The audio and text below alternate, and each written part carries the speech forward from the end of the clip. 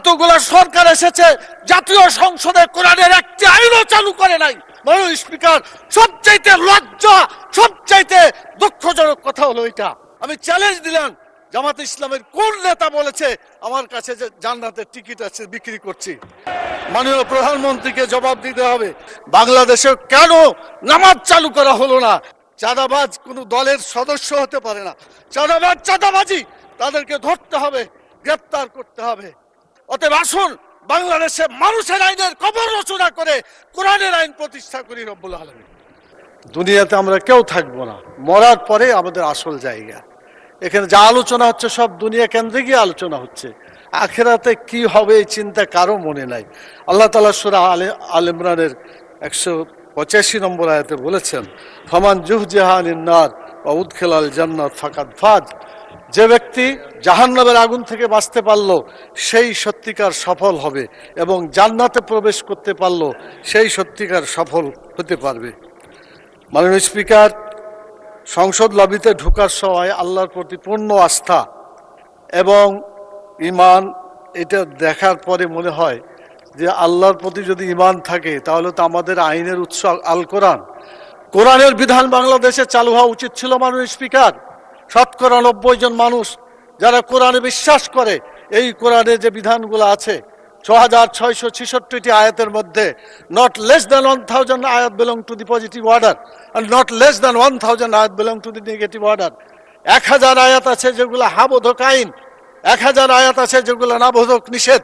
কোরআনের এই 1000 পজিটিভ এবং 1000 নেগেটিভ আয়াতগুলা বাংলাদেশে কায়েম করতে হবে, এটা আমাদের দাবি। মাননীয় স্পিকার, এরপরে যে কথা আমি বলতে চাই মাননীয় স্পিকার, সেটা হলো আল্লাহ তাআলা যাদেরকে নির্বাচিত করেছেন, হুকুমের ক্ষমতা দিয়েছেন, সূরা হজের 41 নম্বর আয়াত।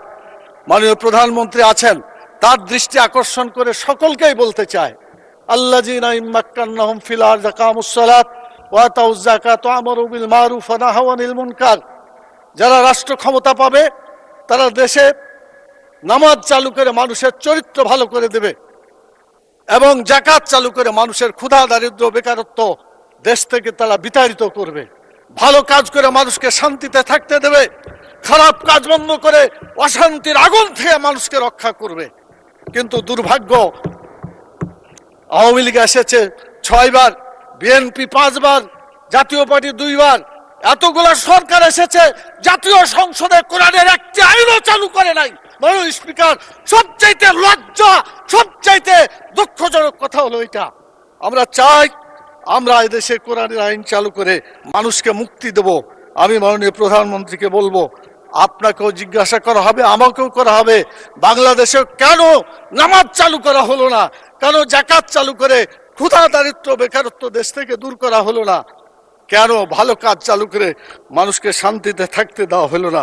কেন খারাপ কাজগুলো বন্ধ করে অশান্তি থেকে মানুষকে রক্ষা করা হলো না? মাননীয় স্পিকার, আমি আপনার মাধ্যমে মাননীয় প্রধানমন্ত্রী সহ আইনমন্ত্রী পাশে বসে আছেন, তারা জবাব দিবেন এবং বলবেন তাদের দায়িত্বটা কি। সময়ের সাথে সাথে দেখা দেয় নিত্য নতুন প্রয়োজন, রেডি থাকতে হয় প্রতি মুহূর্ত। তাই এলো ইনোভার, যেন আপনি লাইফে থাকেন রেডি প্রতিদিন। Innova, designed for now. এরপরে যে কথাটা আমি বলতে চাই, মাননীয় স্পিকার, সময় কম দেওয়ার কারণে কোনটা বলি আর কোনটা বোঝা যাচ্ছে না। মাননীয় স্পিকার, আমাদের দেশের